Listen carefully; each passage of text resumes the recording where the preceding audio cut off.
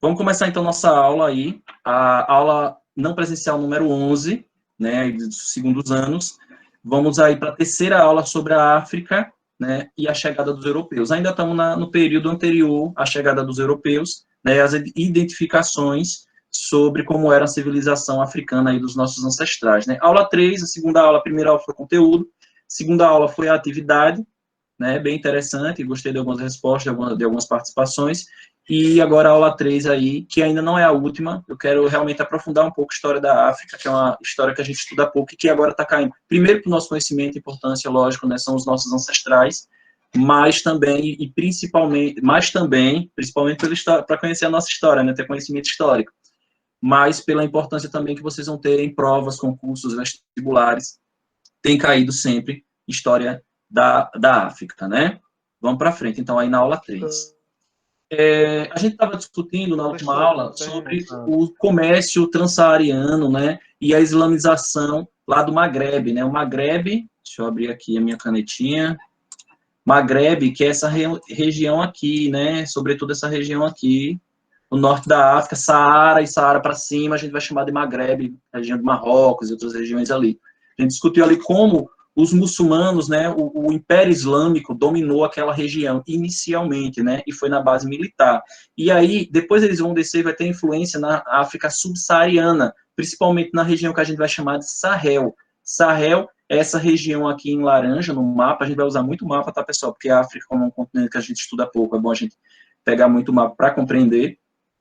Essa região aqui, que é uma região já mais fértil, abaixo do deserto, né, do maior deserto de areia do mundo, né, e até corrigindo, eu falei o maior deserto do mundo na outra aula, na verdade o maior deserto do mundo é lá, Antártica, né, Antártida, lá onde fica o gelo, né, um deserto de gelo, e aqui de areia a gente vai ter o deserto do Saara, né, ao contrário do processo de islamização do norte, realizado principalmente pela conquista militar, a conversão de reinos situados ao sul do Saara ocorreu a partir de contatos comerciais feitos com os mercadores árabes do norte.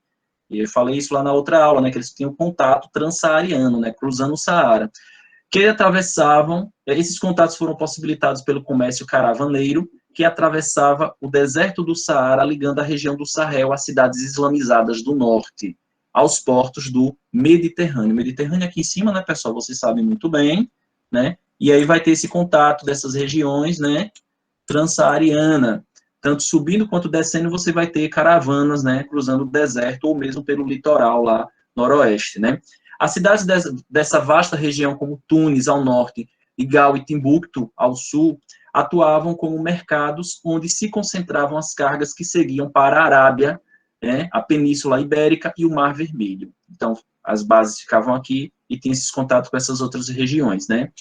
Os rios Níger, Gâmbia e Senegal, que a gente falou um pouco deles, né, e suas redes e canais foram interligados, também foram essenciais, de canais interligados também foram essenciais nesse processo.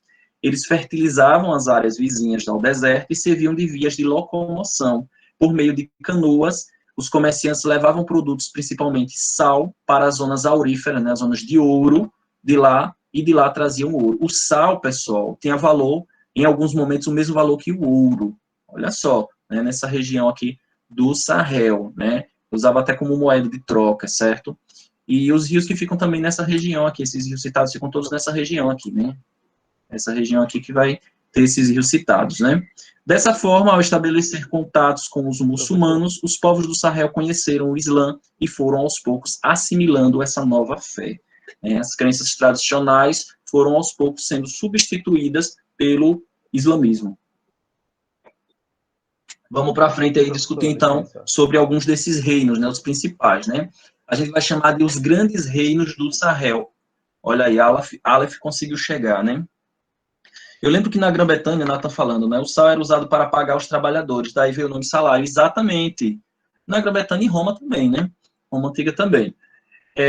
E aí são os impérios, né, reinos e impérios do Sahel. Pessoal, você diz, professor, eu não vi isso no livro. O livro, não sei porquê, não trabalha muitos desses reinos e impérios. Na verdade, ele não trabalha com os maiores. O maior que ele vai falar é só o Congo, que a gente só vai ver na próxima aula. Né? A gente vai se centralizar mais nessa região do Sahel, nesse momento, e aqui na Costa do Ouro, nessa aula, tá? Olha, antes mesmo dos portugueses fazerem as primeiras incursões na África no século XV, que a gente já estudou lá presencialmente, né? Já havia no continente grandes reinos e impérios com variadas formas de organização social, política e econômica. Não está saindo áudio? Emily, deve ser seu volume, viu? Porque os outros estão escutando. Verifique isso aí. Na parte ocidental da África, onde se localizam Níger, Mali, Senegal, Mauritânia e Gana, essa região aqui, tá? Que ele está citando essa região aqui toda. Professor, estou tentando falar, mas o áudio não sai. Ah, cara, desculpa. Fala agora, Rafael. Oba, agora devo falar. Eu queria saber se a Cidade do Ouro se encontrava era nessa época. Sim, a gente vai falar sobre essa cidade do ouro, né? Vamos falar Ah, assim. tá. O Reino do Ouro, a gente vai citar, né? Que também chamam Cidade do Ouro. Viu? Vamos falar assim. Na parte ocidental, voltando aí, né, da África, onde se localizam Níger, Mali, Senegal, Mauritânia e Gana, desenvolveram esses 13 maiores impérios da região.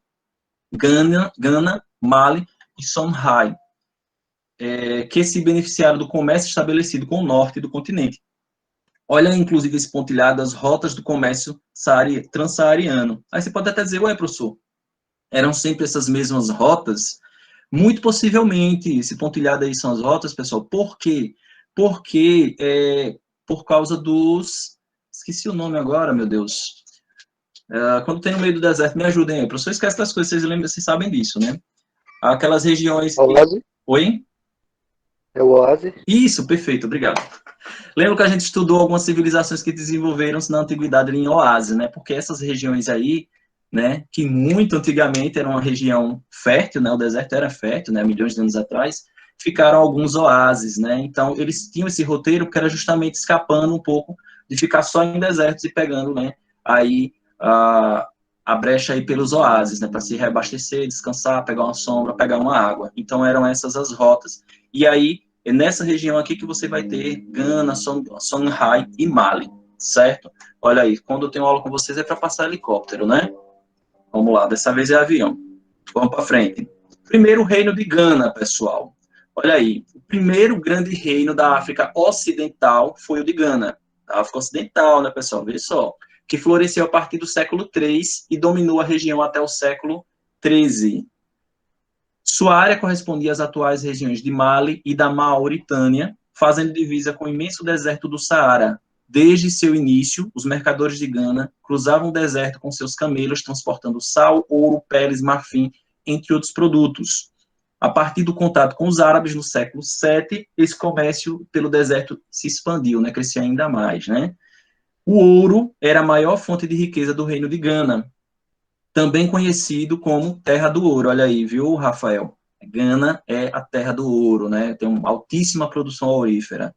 O metal era trocado por diversas mercadorias vindas do norte da África, da Ásia e da Europa, e utilizado no pagamento de tributos cobrados sobre os produtos que cruzavam o reino. O rei, né, que a gente vai chamar de Gana, as pepitas eram todas destinadas para ele. Nas pepitas não, as bases, os pedaços maiores de ouro, esqueço o termo agora, mas as pepitas pequenas, né, pronto, as grandes pepitas ficavam com o Gana, né, com o rei, e aquelas pedrinhas menores é que eram usadas aí como troca, como moeda de troca, tá?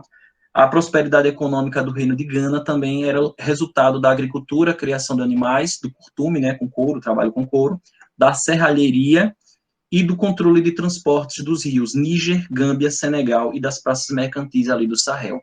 Então, o Império de Gana é nessa região aqui, mas ele vai ter influência, né, em boa parte do rio Níger, e é o primeiro império que vai sendo substituído posteriormente por outros. Deixa eu só fechar o WhatsApp web, pessoal, que eu esqueci de fechar, e ele acaba gerando notificação aqui toda hora e atrapalhando a gente.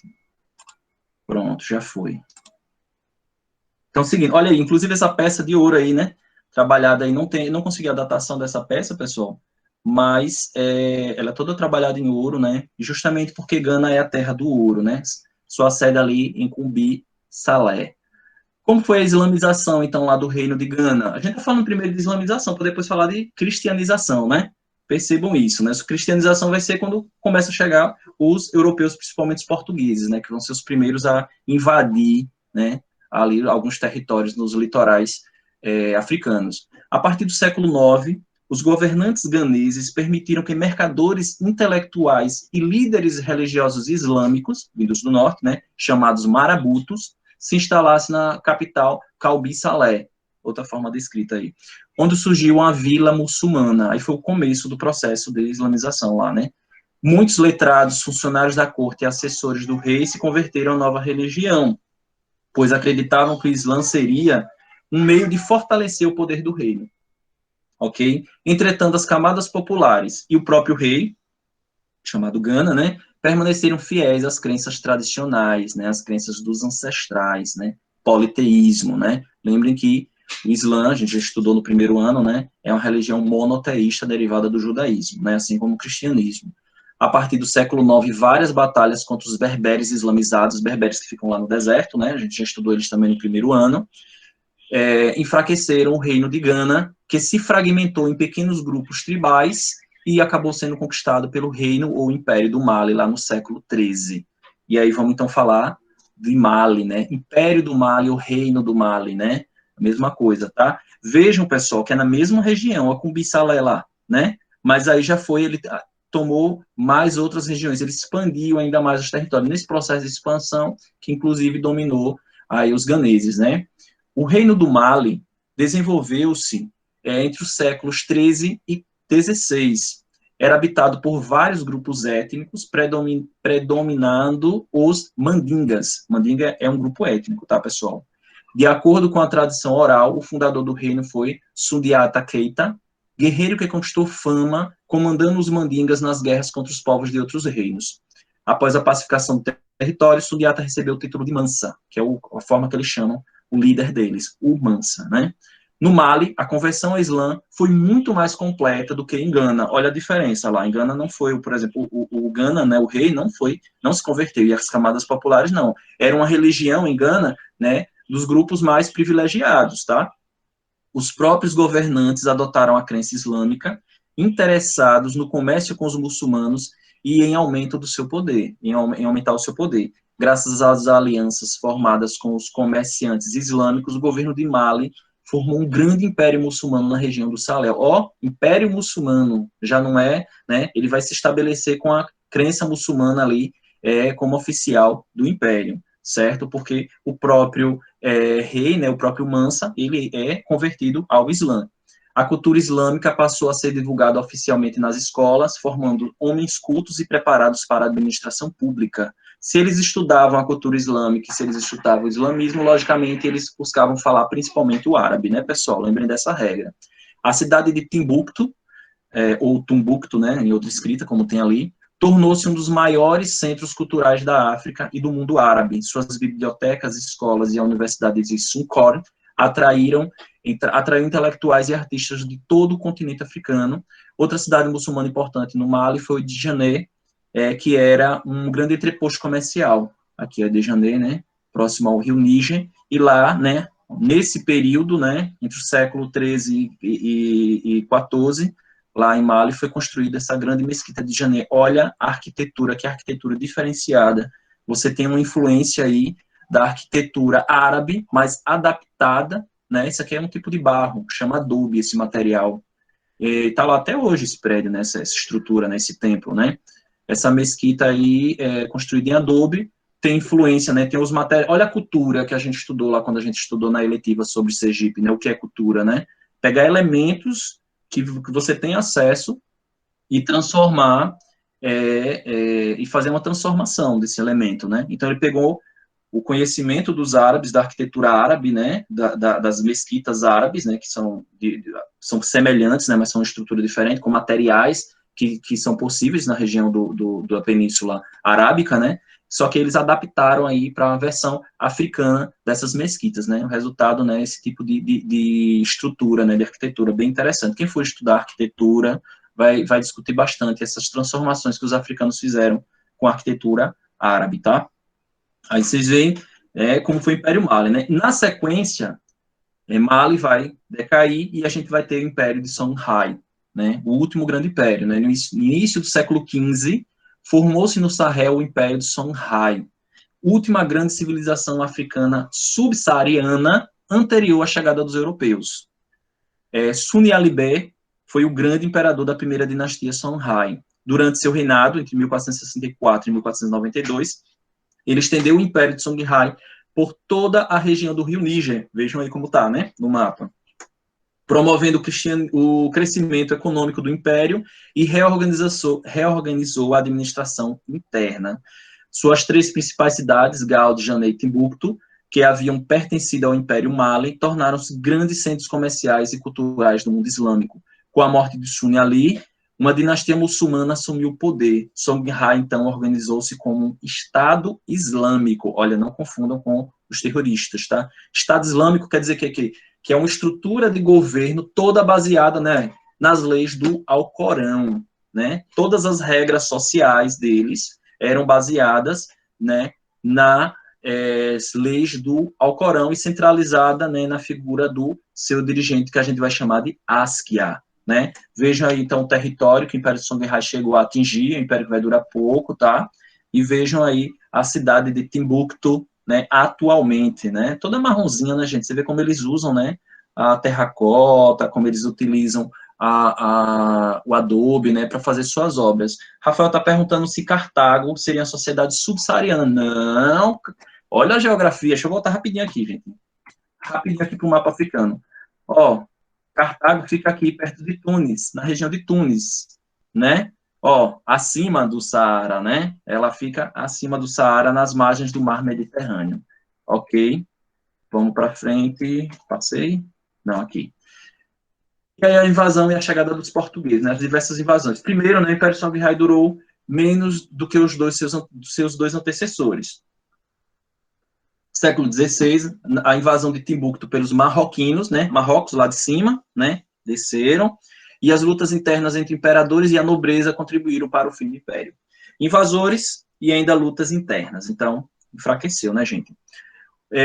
Olha aí, inclusive, uma imagem, né, uma pintura recente, essa pintura não é a pintura da época, né, mas demonstrando aí como era o Askia Mohammed Tol, né, um dos líderes do império. O que havia de mais refinado na região foi destruído pelos invasores. Mesquitas, escolas, bibliotecas foram derrubadas e órgãos do Estado se desorganizaram e as crenças tradicionais voltaram a florescer. As crenças politeístas nos ancestrais, né, que a gente vai falar um pouquinho delas ainda. A economia urbana ficou arruinada, obrigando grande parte dos habitantes a retornar à atividade agropastoril, né? Deixou de ser mais uma sociedade urbana e voltou a ser uma sociedade mais voltada para o campo, né?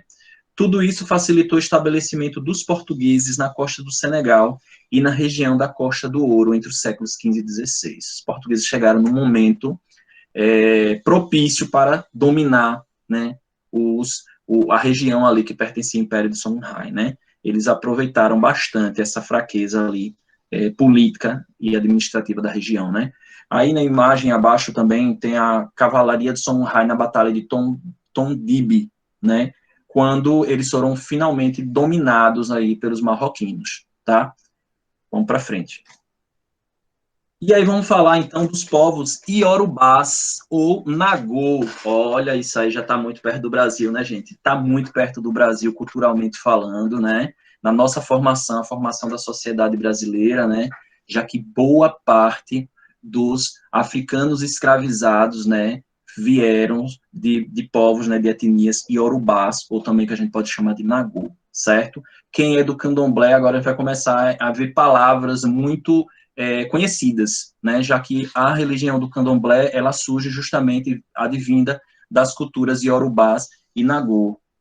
Leopardo Real, Rafael conhece o Leopardo Real, né, vamos falar deles também aí, rapidamente, viu, Rafael, não tenho muita profundidade, não tenho muito conhecimento para falar tanto dessa cultura, só que a gente estuda um pouquinho aí na história, né. Os iorubás são dos maiores grupos étnicos da África Ocidental, reunindo atualmente mais de 30 milhões de pessoas da região. Representam 21% da população da Nigéria e são significativos no Benin, no Togo e em Serra Leoa. Em Cuba e no Brasil há grandes comunidades descendentes dos iorubás. Boa parte de nós, né, somos descendentes aí dos povos iorubás, certo? A gente vai falar também dos bantus, certo? Mas, de momento aí, a gente vai falar... já dizia a música, né, Karen, Baianidade na Gosto, sensacional essa música, maravilhosa. Estabelecidos ao sul da região do Sahel, entre as florestas tropicais e savanas, os iorubás desenvolveram uma civilização urbana ligada ao comércio transsaariano e à coleta de produtos primários, como noz de cola, algodão, noz de cola que faz Coca-Cola, né, da noz de cola. Eles faziam uma bebida aí, né, energética, né, algodão e óleo de palma, além da extração de madeiras, de peles e de sal, e de sal marinho, novamente sal aí, né. Os iorubás produziam objetos de argila, cobre, bronze, madeira, marfim, além dos tecidos de algodão, eram particularmente habilidosos na técnica de fundição por cera perdida, desenvolvida para fabricar peças, expondo o metal a altas temperaturas. Você viu o que Rafael está dizendo aqui? Pensei que o iorubá seria uma língua, mas certamente também foi uma civilização. Sim, são diversas cidades, tá? A gente não vai ter uma unidade política iorubá, a gente vai ter reinos pequenos ou um pouquinho maiores, como a gente vai discutir alguns, né, mas são diversos, tanto que a gente não vai falar todos os reinos Yorubá, entendeu? Né, eles tem a região ali que chama Yorubalândia, né, onde fica principalmente a boa parte da população Yorubá, ali na Costa do Ouro, tá? Esse par de leopardos, né, cada um deles esculpido em 4 presas de elefantes, as manchas são discos de cobre e os olhos de espelho, traz no corpo um colar de coral, que era muito utilizado o coral também para fabricar artefatos, tá? Esculturas como essas ladeavam o trono de Obá, que também possuíam leopardos vivos, domesticados, lembrou alguma coisa aí de um rei com um tigre ou um leopardo do seu lado, né? Eu lembrei logo de The Walking Dead, né? Essa inspiração também, né? Claro que eles se inspiraram nisso. Domesticados que acompanhavam o desfile real. Esse par foi saqueado em 1897, eu não consegui a datação, tá, pessoal, desse par, ela é realmente lá do século XVI, provavelmente, mas, olha aí, foi saqueado em 1897 e deram de presente para a Rainha Vitória da Inglaterra, né? Eu não sei onde ele está atualmente, me desculpe, eu até, quando eu peguei, foi no site do museu, acabei não anotando qual foi o museu, já que eu visitei vários museus virtuais, né? Para poder pegar o material para vocês. Já que a cultura iorubá tem uma produção artística espetacular, a gente vai ver algumas coisas, certo? Rafael, você sabe alguma coisa sobre o leopardo real, hein? Você tem alguma coisa para falar para a gente? Não, professor. A única coisa que são as figuras de leões. Uma parte simboliza o poder real em muitas civilizações africanas. É a única coisa que sei. Eu só dei uma pequena pesquisada quando estava pesquisando sobre a sociedade de Cartago. Perfeito. É isso mesmo, a relação do leopardo, né, atrelado ao poder real, né? Claro que dá uma imagem de força, né? Um homem com leopardos ao seu lado, né? Sejam eles como esculturas, ou seja, né, como os leopardos vivos, né? Domesticados, logicamente, é muito arriscado, mas domesticados que estavam ali ao lado dos reis, certo? Vamos para frente. Então, sobre as cidades iorubás, né? A Iorubá desenvolveu-se a partir do século XI, época de provável fundação de Oyo, capital política situada atualmente na Nigéria. Oyo foi um grande centro urbano no qual nobres, sim, é um animal nativo lá da região, sim, no qual nobres comerciantes, camponeses e artesãos viviam cercados por muralhas de pedras e grandes portas. Por sua urbanização, arquitetura e avançada metalurgia, as cidades iorubás despertaram a admiração dos europeus que lá chegaram nos séculos 16 e 17, né? Chegaram, né? Esperavam encontrar pessoas, uma civilização de homens com pouco desenvolvimento, encontraram, na verdade, muita tecnologia, né? As cidades eram organizadas em torno de cultos a divindades relacionadas às forças da natureza e ao passado mítico dessas dinastias reais, como Ogum e Xangô. Olha aí, né? São figuras que fazem parte da mitologia desses povos e que foram também incorporadas à cultura brasileira, né, em algumas religiões, né. Não trouxe a lenda para vocês da fundação de Oio, porque senão a gente ia se prolongar muito aqui, mas depois eu posso deixar o site para vocês darem uma lida. Ifé, situada na região de atual Lagos. Lagos é uma cidade, tá, pessoal? Não é a região dos lagos, lá onde nasce o rio Nilo, não, viu, Rafael? Só para lhe atentar logo. Na Nigéria, se a cidade de Lagos hoje fica na Nigéria, né? Foi a cidade religiosa mais importante do povo Yorubá. Isso porque, segundo a tradição, foi lá que o deus Odudawa criou a humanidade. a partir dos séculos 16 e 17, com o tráfico de escravos africanos, as crenças de fé se espalharam pelo mundo, principalmente nas colônias espanholas, portuguesas, francesas, holandesas e inglesas, né? Perfeito. Sobre isso está se referindo à América, tá, pessoal? Essas crenças vieram para a América, né? Colônias portuguesas, Brasil, colônias francesas, né? As mais diversas que tem aqui na América Central e até também na América do Sul. As colônias holandesas, que aí você inclui, inclusive, a América do Norte, né? E inglesas, principalmente a América do Norte e algumas na América Central. Então, lá, essas religiões e essa cultura vão passar por uma transformação e vão surgir novas religiões baseadas nas crenças iorubás, como o candomblé, aqui no caso do Brasil, e esqueci o nome da crença que tem também lá na América do Norte, que também é baseada na cultura iorubá, nos mitos iorubá, certo? E aí, um dos povos, né? E esse está no livro de vocês, finalmente, um dos povos, né, uma das civilizações, um dos reinos que está no livro de vocês, o reino de Benin, né? Localizava-se no noroeste da África. Suas origens remontam ao século XIII, quando o povo Edo, de origem urubá, fundou a cidade de Benin, na região da atual Nigéria. É perto de Ifé também, na mesma região, tá, pessoal? Deus do mar, né, Rafael? Ifé. Com o passar do tempo, expandiu seu território no século XVI, obteve o domínio de outras cidades da região. Com isso, a cidade de Benin se estabeleceu como capital de um importante reino, um dos reinos iorubá, tá, pessoal? Que prosperou principalmente por causa da atividade mercantil. Em Benin, eram comercializados diversos produtos, como peixe seco, sal, dendê, tecidos e cobre.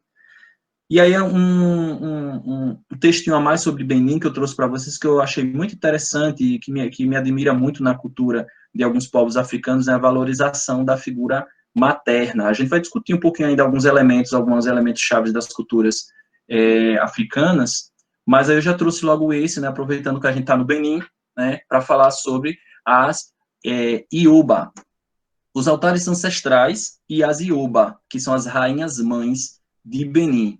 O Obá, que é como eles chamavam o rei, tá? O Obá era considerado um monarca divino, e sua influência não desaparecia quando este morria. Em sua homenagem era fabricada uma cabeça de metal que representava o Obá falecido, com feições jovens e personalizadas, no auge da sua vida, né?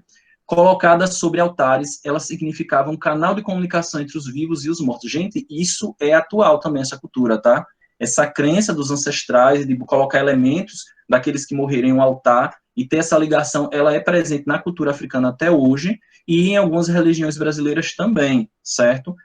O cerne, né, o nascimento de algumas religiões brasileiras, como no caso do candomblé, é justamente nesses elementos, né? Os altares aos ancestrais incluíam também aqueles dedicados a Ioba, título da rainha-mãe, cujo culto foi introduzido pelo Obá Essege, lá entre 1516 e 1550, que ele fez para homenagear sua mãe Ídia, que é essa moça muito bonita aí do lado.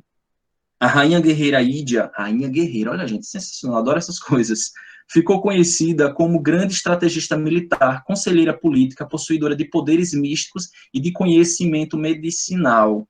Lutou ao lado do filho na guerra pelo trono, vencendo seus inimigos.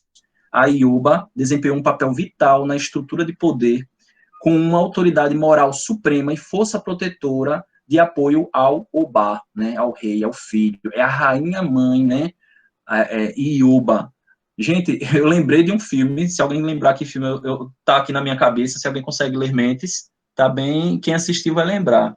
Aos nossos ancestrais podem nos guiar na vida, é sempre bom falar com eles. Com certeza, Nathan. Essa crença dos ancestrais, seja na questão sobrenatural, como em algumas crenças, né? Ou seja, também na vida natural, gente, nossa aqui, né? Está sempre buscando o conhecimento dos nossos ancestrais, o conhecimento que eles deixaram para a gente, né? E são sempre elementos importantes para a nossa vida, né?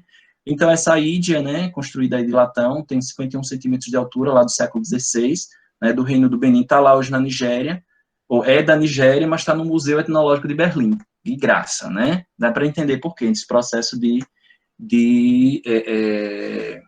dominação da Europa sobre a África, pegaram vários elementos, você vê uma figura histórica importante e mítica, né, até mítica, do Reino de Benin, e está onde? Está lá em Berlim, um absurdo, né?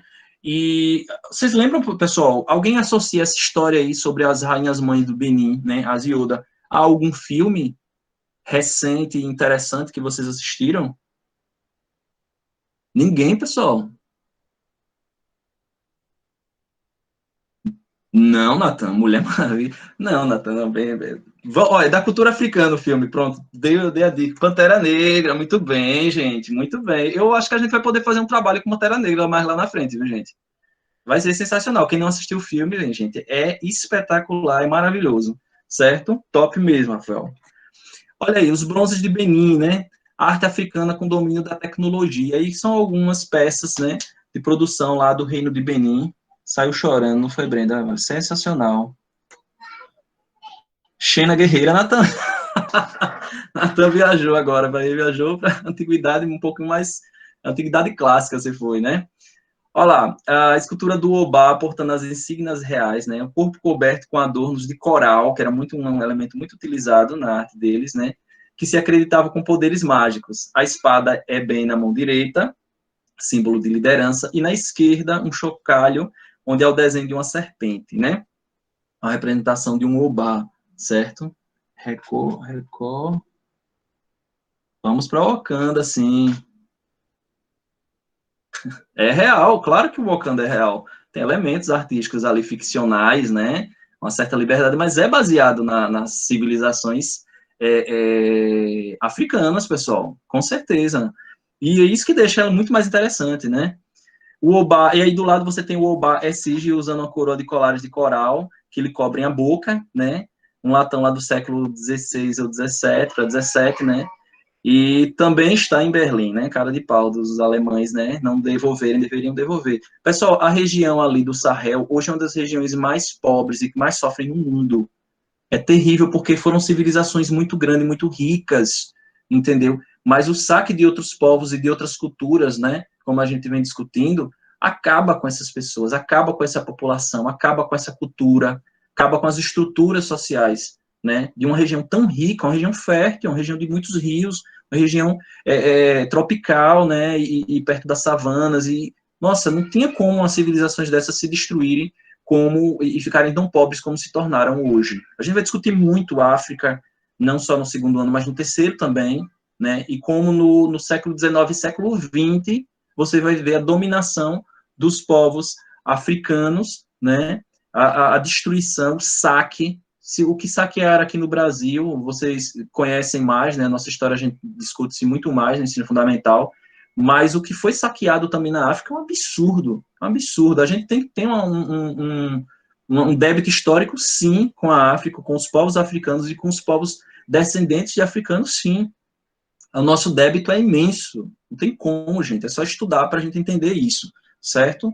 Não vamos deixar que a ignorância reine na nossa vida, não. A gente tem que entender como é que os processos históricos ocorreram para a gente poder ter um senso crítico e ter um conhecimento, né? E ter uma base de conhecimento para poder entender o que é requerido hoje por algumas sociedades, certo? Foi as fontes utilizadas, pessoal, dessa aula, certo? Depois eu disponibilizo. Esse aí embaixo, né, do site Ensina a História da professora Joelza, é onde tem algumas discussões aí sobre o Benin, sobre a arte de Benin. É bem legal isso aqui, viu, pessoal? Adorei conhecer esse site. Eu gosto muito do site dessa professora, viu? Gosto muito do site dela. Tem vários sites que eu gosto, mas eu recomendo demais o dela. Ela tem uma pesquisa muito boa, né? Ensina a História Joelza. E aí ela vai trazer, ela vai falar de alguns elementos aí da arte e da própria história de Benin, certo?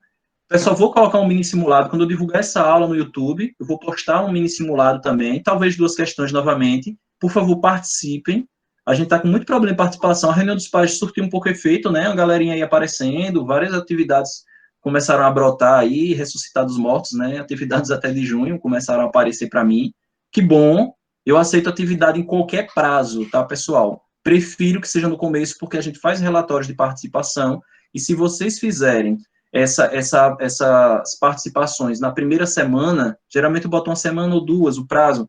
Claro que quem entregar depois a gente entende, mas tenho preferência de fazer logo. Ok, assistiu a aula agora, quando eu postar à tarde, no máximo à tarde, o mini simulado, você vai lá rapidinho e responde. Muito prático, muito rápido, e vai estar tudo refrescado ali na memória, certo? Se deixar para depois, é pior.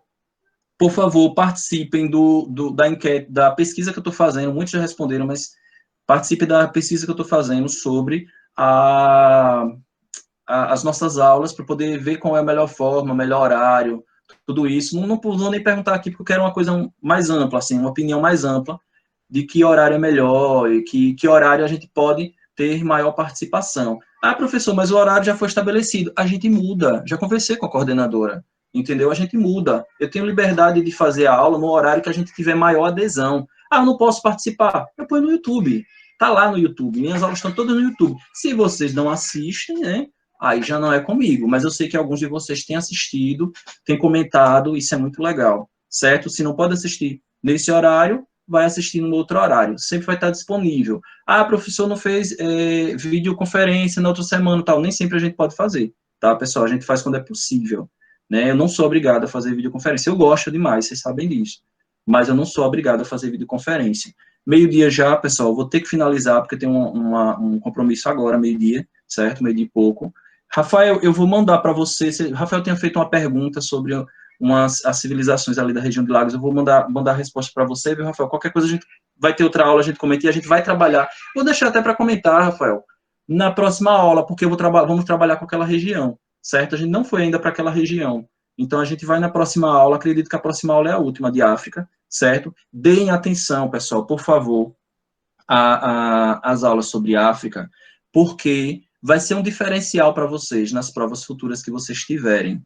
Porque nem todo mundo dá muita importância para a história africana, e deveria dar, juridicamente falando, né, legalmente falando, aliás, deveria dar, porque faz parte da nossa BNCC, certo? Da nossa Base Nacional Comum Curricular.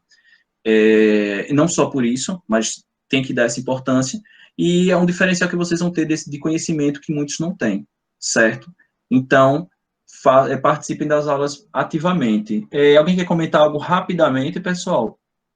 O Sérgio perguntou qual é o canal. Sérgio, eu tenho um canal lá, mas eu não posto de modo público, eu posto o link. Os links estão todos nas Classroom. Pessoal, quem tiver... uma coisa. Classroom, institucional, se você já está utilizando, esqueça a outra. Está lá guardadinho o que você mandou, certo? Está lá tudo guardado na minha Classroom particular, né? Mas, por favor, esqueçam a outra. Se você já tem acesso à institucional, use só a institucional. Por favor, pessoal, facilitem nossa vida, porque está conferindo, e às vezes corrige de um lado, e depois vai vir para corrigir do outro, fica confundindo muito, às vezes termina corrigindo 2, 3 vezes a mesma coisa. Então, por favor, não usem mais, certo? Cartago, Rafael, depois a gente conversa sobre Cartago, porque a gente falou sobre Cartago um pouquinho ano passado, certo? De origem fenícia, né? Cartago, a cidade de origem fenícia. Simulado passado, Leonardo, o simulado passado, eu vou liberar a pontuação amanhã, vou deixar, porque geralmente quando eu dou aula, o pessoal lembra que teve o simulado, quem não fez, e responde. Então, vou deixar hoje ainda aberto o simulado, e aí amanhã eu mando, mas mesmo depois de eu mandar, façam quem não fez, certo? Eu conto pontuação, no caso simulado, eu conto pontuação até eu fazer a correção. Depois que eu libero a correção, eu não conto pontuação, mas conto a participação, certo? Que mais? Kessler, professor, por que a pessoa fica como pendente? Kessler, não sei. Não sei porque nosso chat agora não funcionou, Não, professor, é porque o senhor pede para a gente enviar só pelo institucional e parar de enviar pelo pessoal, ela fica como pendente. Aí a gente envia pelos dois, que para não ficar pendente.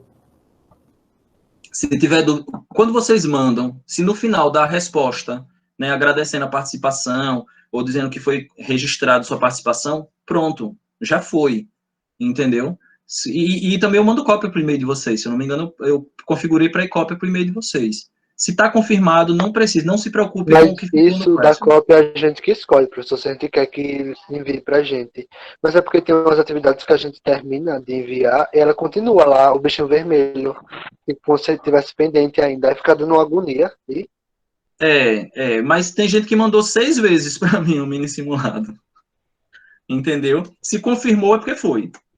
Não, porque ó, o mini simulado ele fica no Google Forms. Ele não está no Classroom. Ele é interligado ao Classroom, mas é Google Forms. Então, às vezes, o que está no Google Forms não é transportado automaticamente para o Classroom. E eu não sei como fazer isso, só quando eu boto nota. Entendeu? Como eu não botei a nota manualmente, aí não fica registrado. Mas se chegou a mensagem de confirmação, é porque foi. E peçam cópia primeiro de vocês, pessoal. Aprendam a ter cópia. Quem mais aqui? Rafael. Mas e sobre o cristianismo bizantino, que quando os portugueses, mesmo chegando na África, o cristianismo já tinha lá. Vamos falar um pouquinho, viu, Rafael? São outras civilizações que vão ter essa relação, certo? São as civilizações orientais, né, do lado oriental da África. A gente vai ver reinos cristãos, né, antes mesmo da chegada dos portugueses. Envia pelos dois. Vamos lá. Sim, Rafael, você está correto. Só é a civilização do outro lado do continente. Ei, Brenda falando aí, se você já fez, você pode marcar como concluída mesmo, viu? Deixa eu sair daqui para poder ver a telinha de vocês. Rapidinho. Isso. Mas deixa... É confuso mesmo, viu, Rafael? Porque são muitas situações, muitos povos, né? O pessoal acha que não tem povo lá, não tem muitos povos. O que mais, pessoal? Rapidinho. Teve atividade que foi sobre as bruxas e o fenizinho. O senhor já sabe quando vai enviar a correção. Eita, cara, eu acho que já estão até todas corrigidas. Eu vou verificar e se tiver ok, se tiver todas, porque eu só estou liberando. Eu não queria estar liberando nota agora, por isso que eu estou dando uma segurada. Mas eu vou verificar. E eu gostei demais dessa atividade sobre as bruxas. Vocês foram espetaculares. Só pelo institucional, Brenda, agradeço. Quem puder, pessoal, faz pelo institucional, certo? E eu agradeço demais quem faz só pelo institucional, porque a tendência é que a gente use só institucional. Então, seria importante que vocês tivessem esse cuidado, tá?